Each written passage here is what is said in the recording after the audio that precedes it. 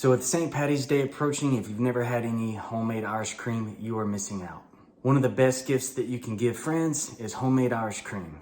How you deliver that will be up to you. You can use old whiskey bottles, old wine bottles. Sometimes I use mason jars. But when you give somebody something homemade, it really means a lot to them. There's a lot of different recipes on the internet for good Irish cream, but I have used different ones until I refined my own process. And I'm gonna share that with you right now. So I like to use a full cup of whipping cream, 1 2/3 cup of whiskey, your 1 can or 14 ounces of condensed milk, and it needs to be condensed milk, not evaporated milk, 1 teaspoon of almond extract and a teaspoon of vanilla extract.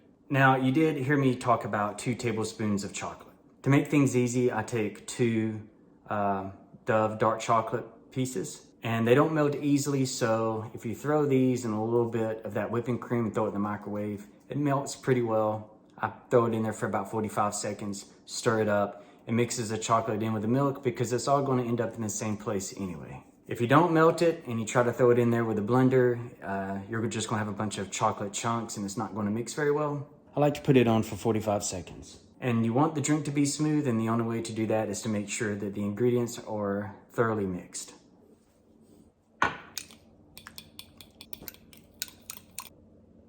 The chocolate doesn't change the amount of the whipping cream that much. So what I do is, since we need a full cup of whipping cream, I'll just go ahead and top it off, fill it all the way up to 1 cup. We'll go ahead and we'll do the teaspoon of the vanilla and the almond. That's the vanilla, and here's the almond. Now I mix that up really good, and I'll just go ahead and throw it here in the blender. I like to do the condensed milk last because if you don't, it'll actually settle down into the bottom of the blender. So let's throw some whiskey in. Remember, we're going to do 1 2/3 cups. There's 1 cup of whiskey. And then here we're going to do 2/3. I like condensed milk where I don't have to use a can opener. I can just pop the top like that right there. Now remember what I said earlier, as soon as you put the condensed milk in, you got to turn the blender on, because if you don't, it'll settle in the bottom.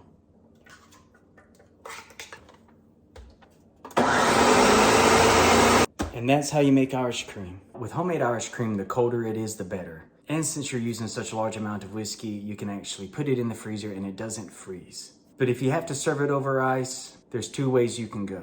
You can use regular ice, of course, but if you're feeling the coffee side of things, you can always use a coffee cube. If you're having a guest over, 1 large cube, especially with your initials on it, tends to impress them.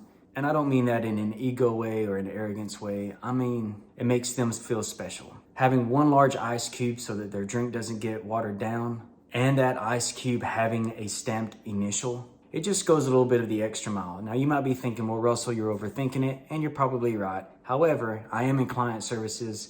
I've had friends and I've had family members over, and when they get the large ice cube with the family initial on it, I've noticed it does make them feel good. And it's really not about impressing them, it's making them feel special because you chose to give them that ice cube instead of just grabbing it from the freezer. You never go wrong when you make people feel good about themselves. And if you can see, there's like the little L, and if it does get frosted up, you can actually run it over some hot water. The hot water will melt off the frost and it looks great. Here's the coffee ice cubes, and if you'll notice, what you do is each one of these little squares has this sitting in the bottom of it, and then you just pour the liquid over the squares and you throw it in the freezer. Here's one of the coffee ice cubes after you take it out of the freezer. Like I said, if it gets a little frost around it, you just throw some hot water on it, and it looks like something that you would see at a cocktail lounge.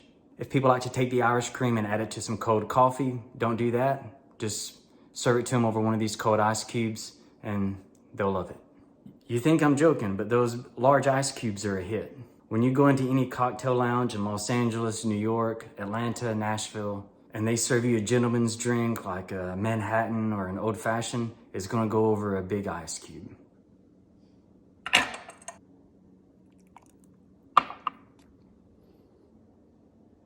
So from Noonan, Georgia, we wish you a happy St. Patty's Day.